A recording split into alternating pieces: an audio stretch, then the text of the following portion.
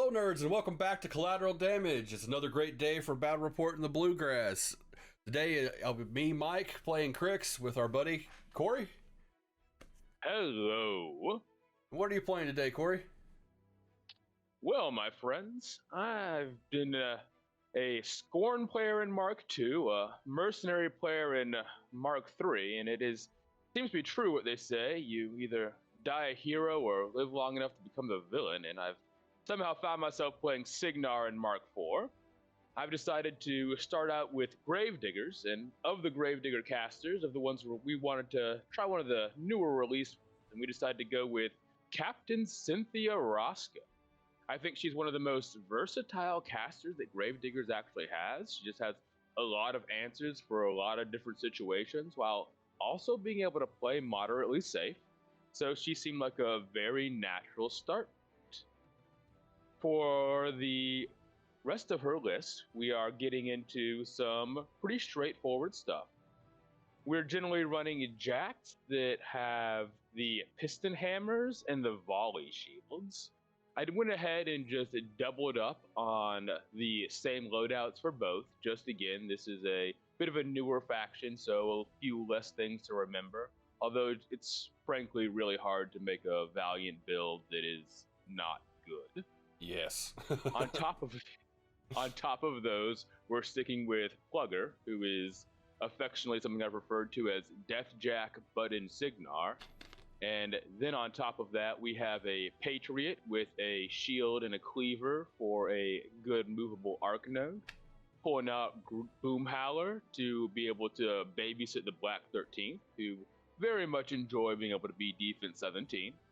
Then on top of that, we are rolling out with the Rowdies today for a rolling cloud wall and some killing spree shenanigans. Storm Veins, which are pretty much obligatory in just about every list that I've built so far. They're so hard to play without, my man. Then we have 2 units of Stormcallers to give us our objective pieces. Gotta have something that can score those unit objectives. For command cards, I went ahead and rolled into Blessing of the Gods for Blessed on Demand. I know that Mike rather enjoys being able to have Death Ward, and being able to turn that off on demand is nice. Although he didn't end up taking it this time, which kind of juked me out a little bit. I gotta keep you on your toes, man. On top of that, we went ahead and went with Military Engineering. That's one of the unique trencher cards that lets me give a warrior model either dig in or remove a defense as needed. Just nice to have options. Then we have our obligatory Old Faithful, and it topped it off with defenses, so I could throw down a couple of walls for Cynthia to be able to be darting around behind. Then we took, for the round out the rest of them, we have our heavy airdrops and our light airdrops, and we will talk about those more as we use them in game. And Mike, what are you running today? I am running a caster that I originally overlooked because it was in the battle box and I had a crappy first game. But thanks to you, Corey, I give it a second look and I very, very much like this caster. He has a lot of fun with so jacks. Good. He is, his feet, his having decel on his card. It's just, I was like, yeah, this is my caster. This is what he is probably going to be one of my 2 for my lists going forward. But today I'm running him with the spell slots of Carnage and Ghostwalk because I need to be able to get through forest sometimes. I've got 4 jacks with him. I've got Grendel. I've got Hades. I have 2 Malefactors. Both are both have fell axes and spiked shields. One has the Dark Shroud head and the other has the Overtake head for a little bit of variety. I'm running Chatterbane again with the Hades because shenanigans. They go so good together. Scarlet Lieutenant, so I can have some of that sweet shield guard, so he doesn't shoot me off. 4 units of Mechanothralls and 2 Necrosurgeons because they're just great. My cards today were Blessing of the Gods, Breakthrough, Lucky Penny, Old Faithful, and Put Out the Fires. All right, Corey, what scenario are we playing today? Well, today we got to play Payload. This is one of the more interesting scenarios in the new Steamroller packet. It has quite a few scenario elements in play. We have 2 flags and 2 40mm objectives that can only be scored by units. But the spice to this one is going to be the 50 millimeters. Those ones can only be scored by cohorts, but they will move based off of how many cohort models are controlling them. And should they contact your opponent's scenario terrain, you can immediately cash them in, removing the 50 millimeter from play, and then gaining 3 victory points. This can make scenario be very live on this map, and you can have some very explosive scoring turns if you are able to line up all of your models right. On Is top of that, this has a very even spread, which kind of prevents you from having to bundle up or turtle, and makes it so you very much have to be playing the entire board. It's a very fun scenario. Yeah, I like it a lot. I like it a lot. So, Mike wins roll off, which means you get to see me deploy first. I very quickly begin assessing the scenario and try to decide what I want to protect and what I want to concede. Based off of where the 50 millimeter is on Mike's side of the table, I pretty quickly decide that I'm not going to be able to contest that meaningfully. I move some Stormsmiths over there that can periodically move over there to slow him down, while the majority of my forces are moved over onto my side. Alright, Cryx Deployment. So this is a little tricky because I have to waste an entire jack over here on this right side because I need to get that objective. I'm also looking at where the flag is. There's not much choice for it to go in, so I feel like it's going to be close to my 50. Put my 2 malefactors in the middle here so that I can make sure to try to control the center of the board as much as possible with them, because they are pretty good beat sticks, and put my caster beside them because I'm going to take advantage of this house that's very nicely placed in front of me. Set up my necrosurgeons to where they can do their necrosurgeon thing by giving out focus and bringing models back, and scatter around the mechanothralls.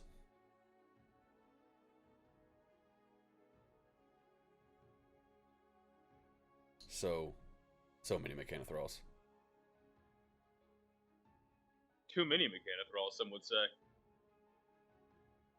I don't know, man. I think I can fit a 6 unit in there if I really try. I'll kill you.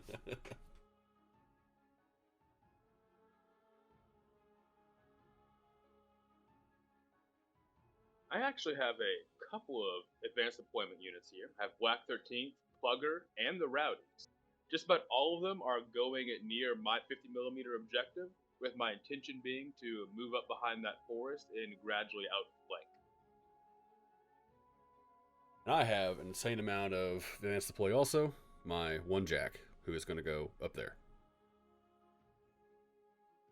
Turn 1 for Gravediggers. This is a pretty easy turn. We are mostly going to be getting at all of our upkeeps. Admonition is going to drop on Plugger, Arcane Shield on our Valiant, and then we are going to be throwing up Rhythm of War. After that, I'm going to talk just a minute about where I'm putting Sin. There is a cloud right there, and Sin has a very nifty rule on her card called Arcane Precision. This means that if she stands still to aim, she gets to ignore clouds as well as stealth. This creates a very nice pocket for her as long as she doesn't need to move, or she can just kind of sit there and safely fire her rocket launcher all game. After that, I'm just doing some quick measurements over on that jerk over there because I know that Mike will run and then ancillary him if I give him any tasty targets. And with a lucky penny on the table, he could get a soul and do a fully boosted shot into something nasty. So we're trying to make sure that we don't get an attritional loss immediately. After that, we're just fanning out to try to get into a scenario pressure position while getting ready to kill as much as we can with range next turn.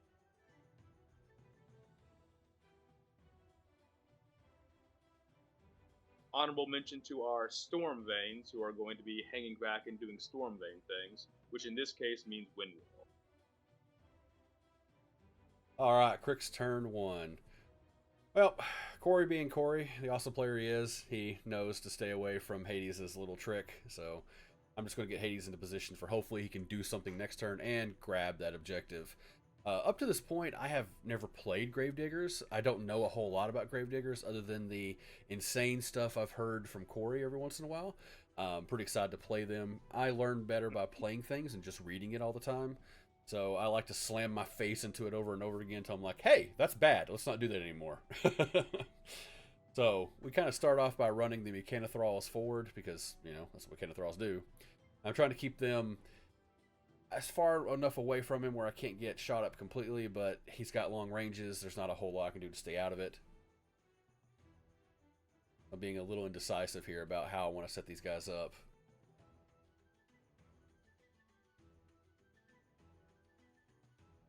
Many hours later, I finally decide that, oh, that's fine, we'll put them there. And I run the other unit up.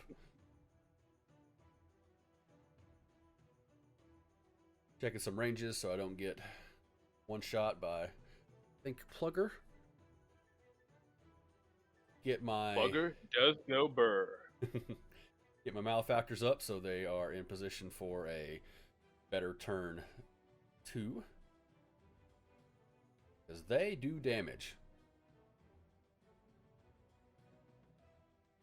I realize at this point that I may have messed up and moved my Mechanothrals forward too much, and should have moved Grindel up before I moved them, but I moved Grindel up behind so he's kind of a little protected so I don't get charged right off the head.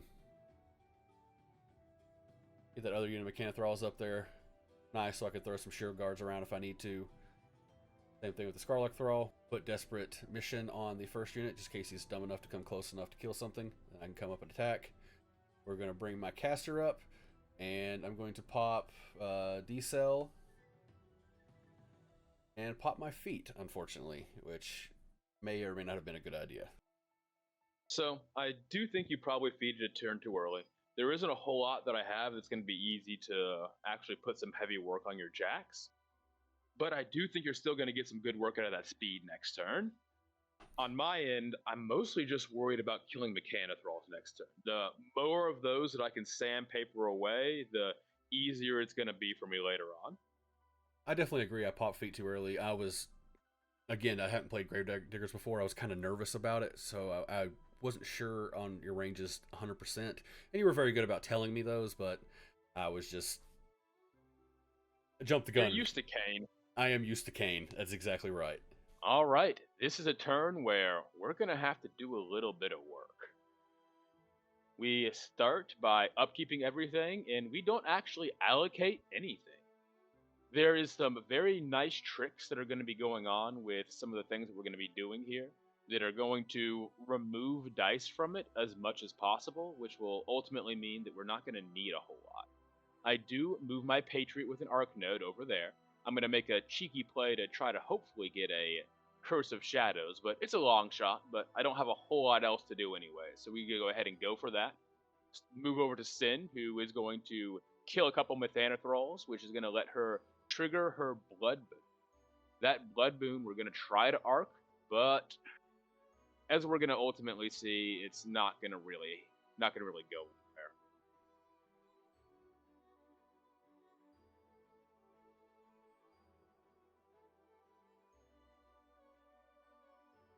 I was really worried about you getting that off. Yeah, it would have been nice. It would have definitely made the next turn easier when you went in, so I would already have that upkeep on there without having to worry about anything else, but it wasn't the end of the world. It was a luxury play. After that, we start moving up some Stormcallers. We're just on kill Mechanothral duty. We want to clear out as many of these as we possibly can, and then flare out to be as annoying as we possibly can when it comes to you scoring your scenario elements. I know that you are pretty much guaranteed to get 3 points over there. I don't love that, but there's just not a lot that I'm going to be able to do about it. I have a pretty good shot on mine later, but honestly, I'm going to try to hold on to my 50 for a little while and try to score it a couple of times before I cash it in for the 3 is my overall game plan.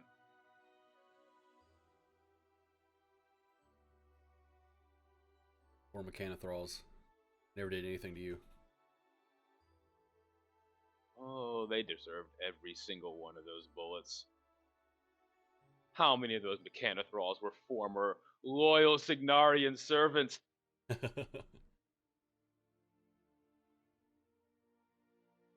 Now we're going to be moving up the Rowdies. Going to go ahead and drop a little Cloud Wall. With the heavy speed that you have going on, there's not a lot that I'm going to be able to do to stop you from getting to me, even with the Cloud Wall. However, Cryx is moderately bullshit, so all of their heavies just have aggressive. So the less free damage that I can give you, the better. I do mess up a little bit here. I am not on top of that objective like I want it to be. So, and I am also in a bit of a weird spot where I've kind of boxed in my other Valiant that I'm going to have to do some weird movement with Rhythm of War later to try to get around. After that, we do our first light drop. So, Gravediggers' special mechanic is that they get to, over the course of the game, pick from a couple of different options and drop out special little airdrop. The one that you're seeing right now is an ammo airdrop. How this works is that it has 5 HP, and I can tick it down by 1 every time I choose to utilize it. It will give either +2 range or +2 damage to a ranged attack when I do so.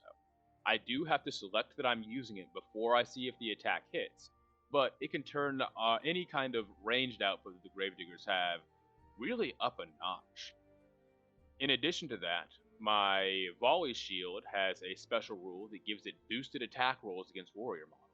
So between that volley shield, it's able to just go in there and start picking up things, and then it's able to grab a heavy airdrop from the Stormcallers who had dropped that one over there to then do its other special.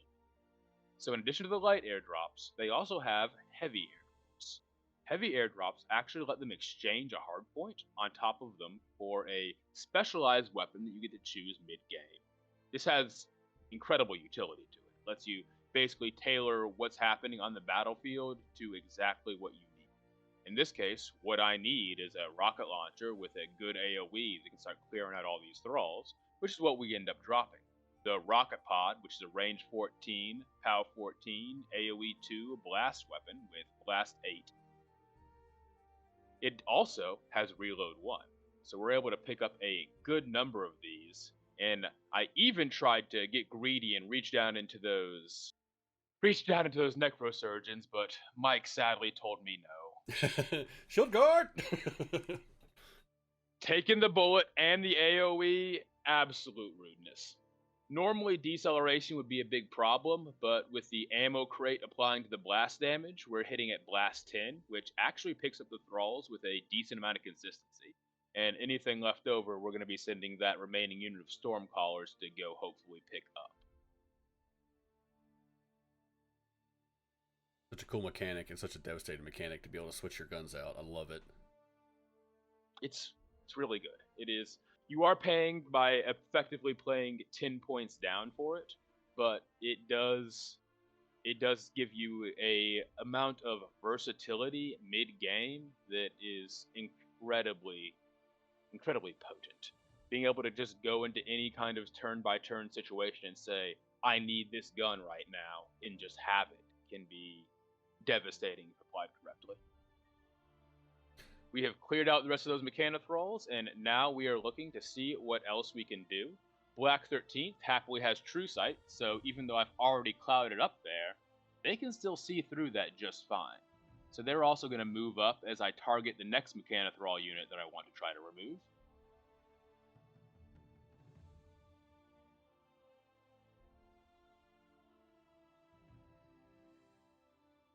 Unlike our previous games, I'm actually making some tough rolls this game. I miss headshot. I don't.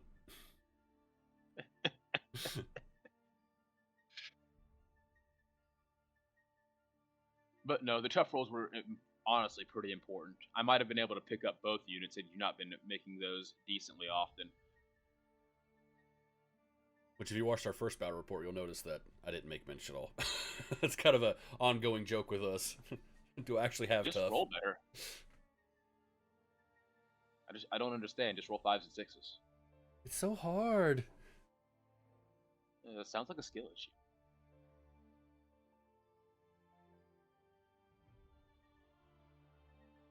As a reminder, if you want to roll 5s and 6s, make sure you hit that subscribe button before you can shoot me off the table.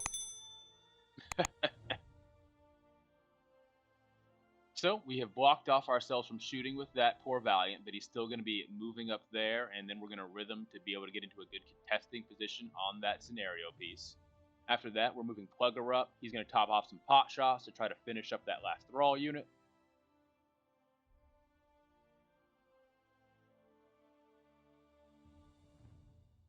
and then is going to be Rhythm of Warring right behind there. Pull all back with Rhythm of War, move up with Rhythm of War, and then stay right where we are with Rhythm of War, because I go, surely you're not going to kill an Armor 25 Jack, as with the Shield, the Heavy Hardpoint, and Arcane Shield, that Valiant is sitting at a mean Armor 25.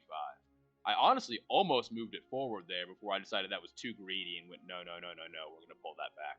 But I should have gone back further and just not tried to stay in that aggressive position, as someone is about to punish me for that. All right, Cryx Turn 2. Let's see if I can take advantage of this gift that Corey has given me in the form of a jack. What are you talking about? You're not going to go an Armor 25 heavy. You won't do it. No, not possible. Never happens. First thing I do is kind of look at this mission, trying to figure out where I want to place things, runs these Mechanothrall units up to kind of contest that objective that he has. I don't want him scoring a crap ton of points on me. I need to try to get up on points because his shots are definitely getting rid of my units. I'm worried about being able to score things in the future, so if I can early on get him to not have points and me have points, that good. That how I win game.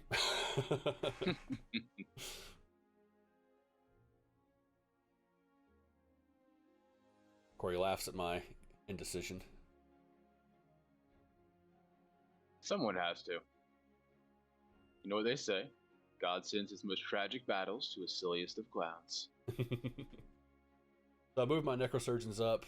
I bring one back for the one he actually killed and power up a Grendel. Move the other unit of Necrosurgeons up and power up on my other two Malefactors over here because I'm going to try to get some work done. Warlock kind of runs up into the center so that he can, again, give shield guard to people for the few Mechanothralls I have left. And I take a pot shot at your one of your Stormcallers and kill it. Pull him right off. Now I activate my caster. I cast D-Cell because, you know, you're shooting me a lot. Move up, put red line on Grendel, give that +2 speed. And I kind of checking to see here if I can get to you, and I'm like, oh, I need Ghostly. So I'll put Ghostly on him also. And because of my feat from last turn, I have +2 speed from it. I get an extra focus from coming out of that. And I have red line, which is another 2 speed. So I'm able to make it right into you. Poof, yeah.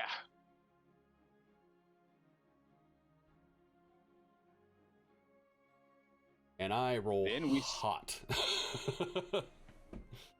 I mean, the funny thing is that we forgot to apply Redline's strength bonus to any of this damage.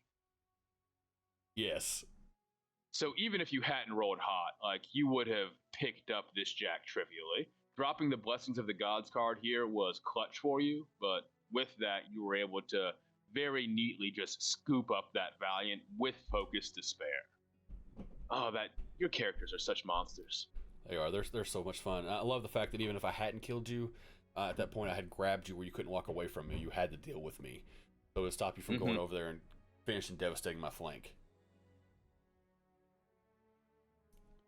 Then I move in with the first Malefactor. I'm like, let's see if we can take out 2. Unfortunately, the second one doesn't go as well.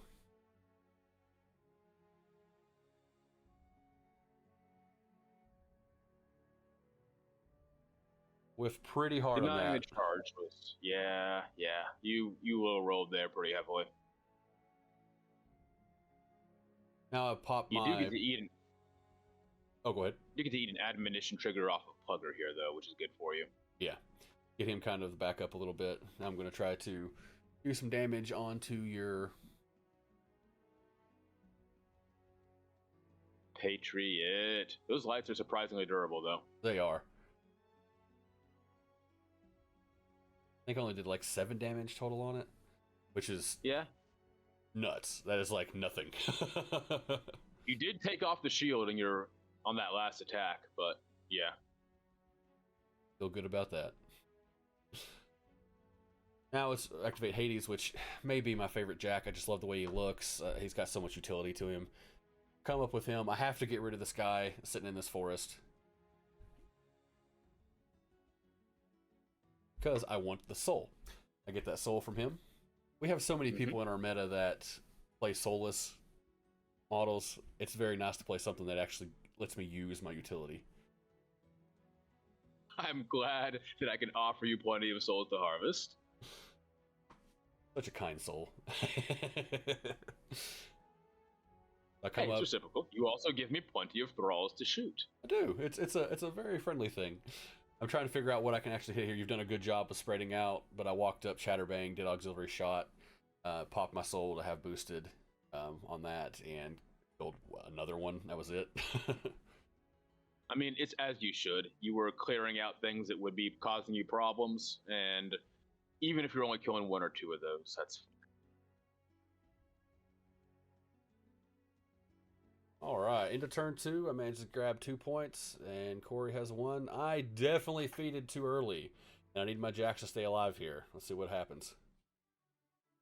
My goal here is I need to kill 2 of these heavies. Kill 2 of these heavies, pick up the rest of the Mechanothralls, and if I can do some damage to those Necrosurgeons, I'm going to be in a pretty solid spot going into turn 4.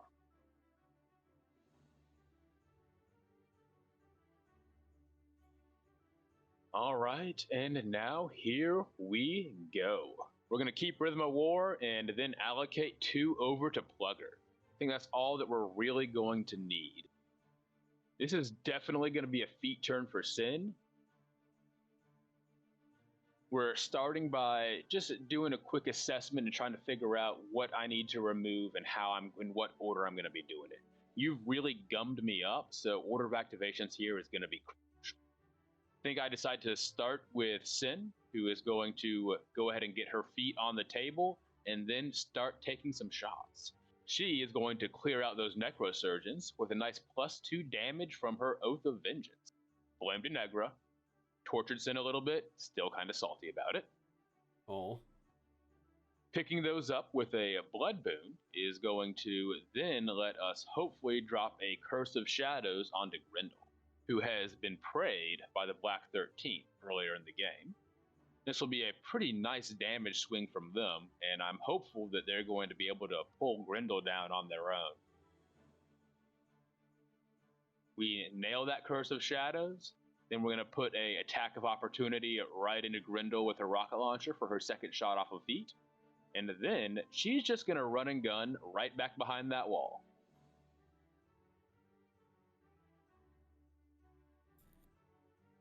Doing a little math just because of the ghost shot doofus over there.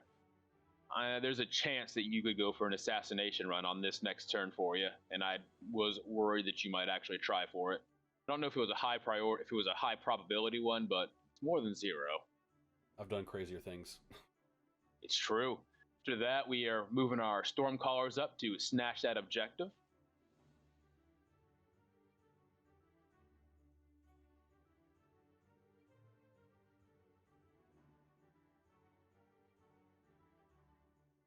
Then we're just going to run up here and just contest so you are not scoring right now.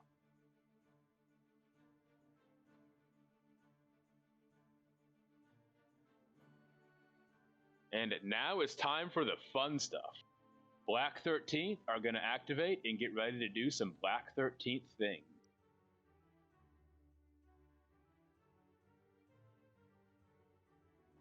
You can see the worry on my face. What are you talking about? Black 13 is a perfectly fair and balanced unit. We lead with a momentum shot, just so we can remove hitting you from the equation, which will land, leaving poor Grendel knocked down and unable to have that tasty 13 defense going forward. After that, we're just rocking out brutal shots, just brutal into brutal into brutal, trying to pull him down as far as we can and hopefully pick up that jack.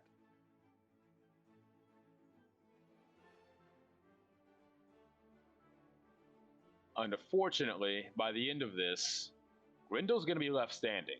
Do you want to remind me how many boxes he had left? Was it 1? It was indeed 1. So we still have an active Grendel there with 1 box left that we're going to have to figure out a way to deal with. But that's a problem for future Corey, and screw that guy.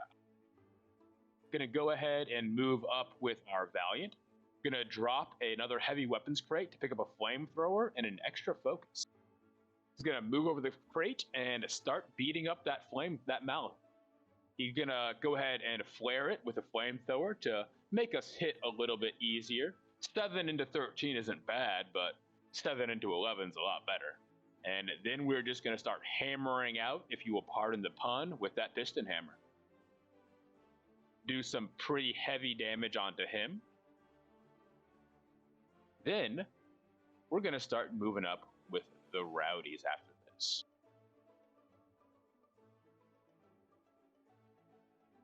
Rowdies are a very interesting unit. I don't know if they're quite as good as the Black 13th, but a lot of them are going to be tied up in combat at the start of this. So I really only have one of them who's going to be able to get in there to where I really want him to be. And that is going to be killing spree through some of those mechanithms.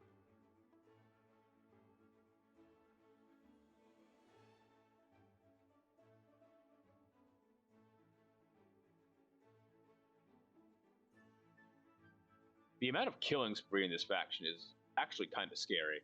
It lets you pick up a large number of bunched up units pretty easily, and lets you have to force your opponent to really reconsider a lot of their positioning.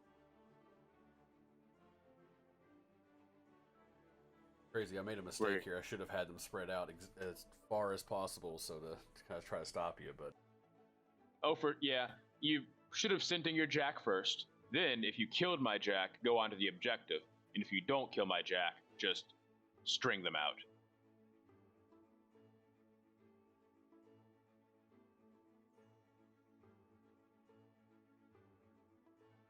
Corey nice enough to hand me stuff as he kills it. I am nothing if not a gentleman. Eventually, we are going to whiff. We are 7s into 12s, and while that's not terrible, you're going to whiff one of those eventually. Still have our sprays, though, so he shoots his gunfighter, and then it misses both of those as well, but it's all right. Now it's time for Plugger to go and do some cleanup.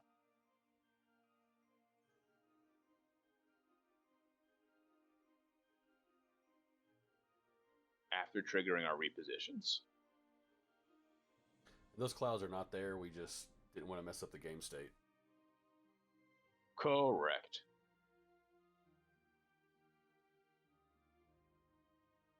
I'm doing some quick math, trying to figure out how I'm going to pick up those 2 heavies. Have the rowdies on the objective now, just got to finish clearing off 2 heavies and a mechanithrall. We have Plugger get his little charge over there, and he's going to start doing some work with a combo strike. Nails it. It adds another jackhead to his collection. If I hadn't one-shot the Jack here, this was going to be real rough for us, but because we did, we can then spool up his miniguns, and with dual attack and Blessing of the Gods, he's then able to put a boosted shot into each of those targets, and that will let us remove Grendel as well as the final mechanithrall, which is very important. He did work.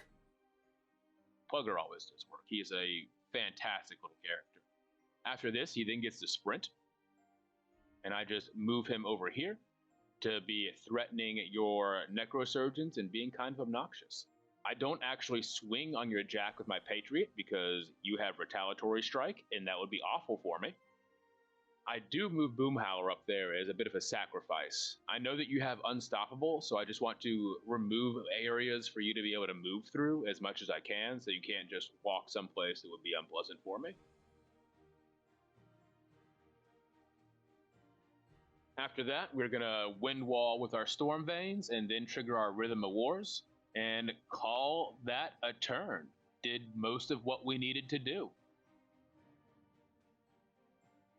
Alright, Cryx Turn 3. Well, I was hoping to have more Jacks alive, but I lost 2, kept 2. Can't be too bad.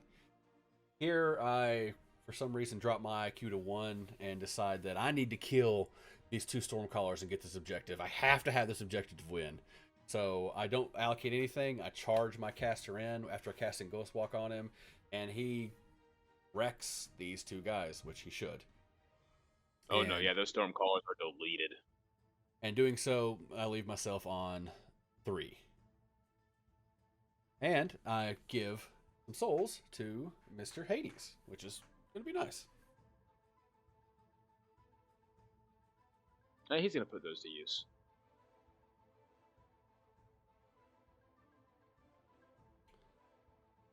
I move my Hades up, but I got to make sure I'm still within range of that objective, because this turn I plan to actually bring it into this piece of terrain and grab those 3 points. That's very important to me at this point. So I make sure I'm within range. I come up, I use a soul to get all boosted, and I shoot those rowdies because they are rough. Rowdies are really good. I don't know if they're quite as good as the Black 13th, but they're very different tools. The options that the Rowdies have with the various attack types is honestly pretty impressive, and it's just hard to beat a rolling cloud wall like that.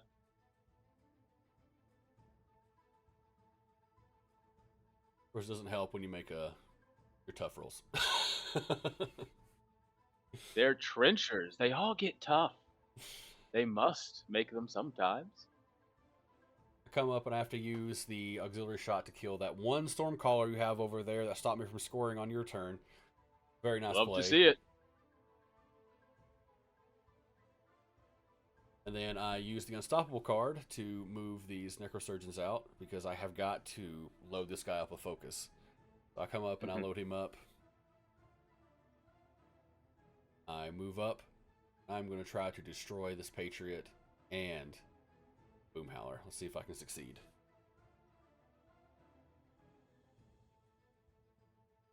Taking out the shield again in the first attack is very nice. I had Old Faithful'd it back up last turn, but dropping it there meant that it was basically went from a most likely to succeed to a that Patriot's heckin' dead.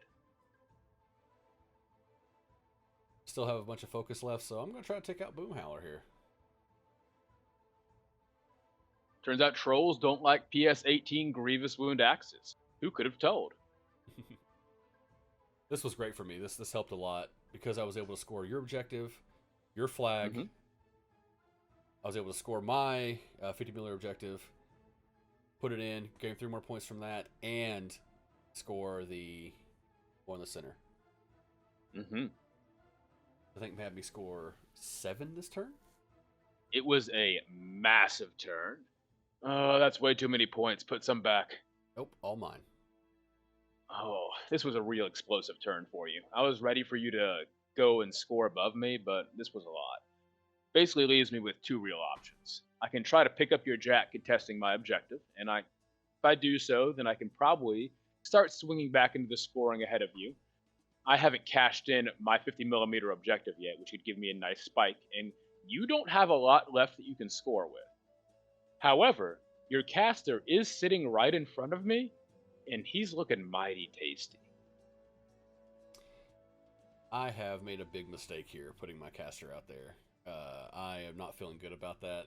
At the time, I was like, gotta get as many points as possible. But I think I could have just been happy with 8 points instead of 9. So, we'll see. Maybe I'll survive. I have faith in myself. Come on, Cryx, you got this. A lot of focus.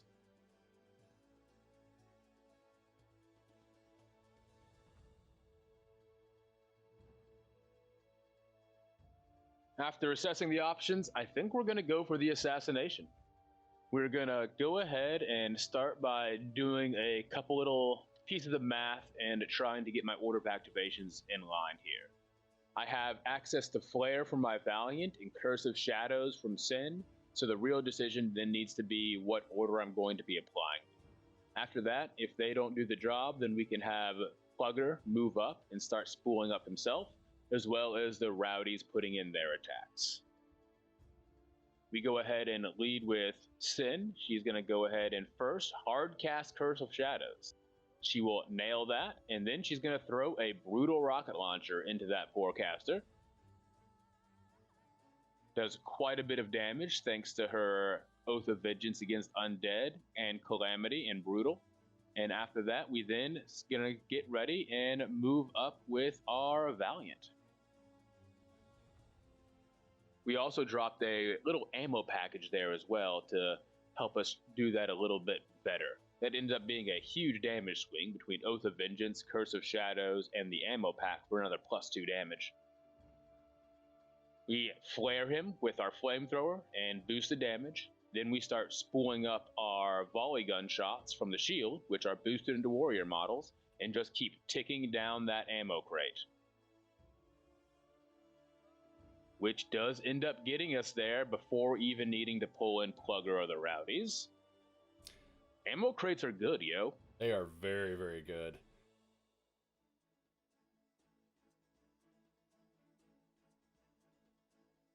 What are your thoughts about Gravediggers? Well, I think Gravediggers are awesome. I think they're a very dynamic army. I love the fact that you can change out those things. I know it's 5. I like that you have to pay points for those. I think that's very, very balanced in my mind. I don't think they're as overpowered as people were saying they are. I think I made a lot of bad decisions in this game, especially when I was second guessing myself on choosing my spells. I should have racked Death's Dominion, because that blast resistance would have helped me so much in this game.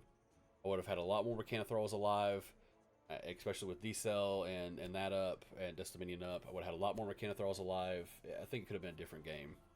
I also was stupid in bringing my caster out, because I don't know if you could have killed enough to bridge the gap that I had set up. And yeah, so if I don't kill that Jack on this turn, if I whiff on that in any way, the game's yours. Yeah. If I do kill that Jack, then I probably am able to pull ahead on scenario, because then I can cash in mine for 3, as well as score both of those objectives potentially. Right. Now, if that doesn't happen, though, you just are going to run away with the game. And, like, I think it's easier for me to kill your caster than it would have been for me to kill that Jack. Oh, I agree completely. I definitely should have just stayed back and kind of held some stuff back and tried to grab those objectives on another turn. So, if there was another turn. But, you know, you live, you learn. I had a lot of fun playing this game. You explained things very well to me. So I understand Gravediggers better. I have a better idea of how to play into them now, which is kind of why I like to play into things, not just read it. I just kind of get a feel for it. But what about you? What do you think overall about the game? I do think that Sin in general is kind of a rough matchup for Necrofactorum, in particular the builds that you like to go, which are usually pretty undead heavy. You like your Thralls a lot, you like your Brute and Sludge Thralls a lot. And her just being able to casually be at +2/+2 against all undead models makes this kind of rough there. Yeah. But I did very much enjoy being able to the modular options, being able to drop in the rocket pod and the flamethrower as needed. The ammo packs were very nice. It was real good. If there was one thing that I did make a mistake was, it was underestimating your damage output. I always do that. I have a very bad habit of thinking that my heavies are going to be safe once I've stacked them up with armor. But Cryx in particular, and a lot of other factions as well, frankly, if they really want to have something dead, they're going to kill the thing. And I can't be relying on those tricks to keep me alive. And instead, I need to be trying to focus on making sure that you can't attack me at all. Yeah. It's having Death Shroud is very big. It helps me out a lot. I mean, Red Line, when I remember to actually use the damage. I don't know how many times I use that spell, and I'm like, oh yeah, I forgot I'm +2 damage. Such a good spell. Such a good spell. But yeah, you can trivially have a 6+ damage swing in melee, and sometimes higher with specific casters. It gets wild. Oh yeah. And that's all, folks. Thank you all for watching Collateral Damage, and I hope you all enjoyed our battle report. Make sure that you like and subscribe, and we can't wait to see you next time.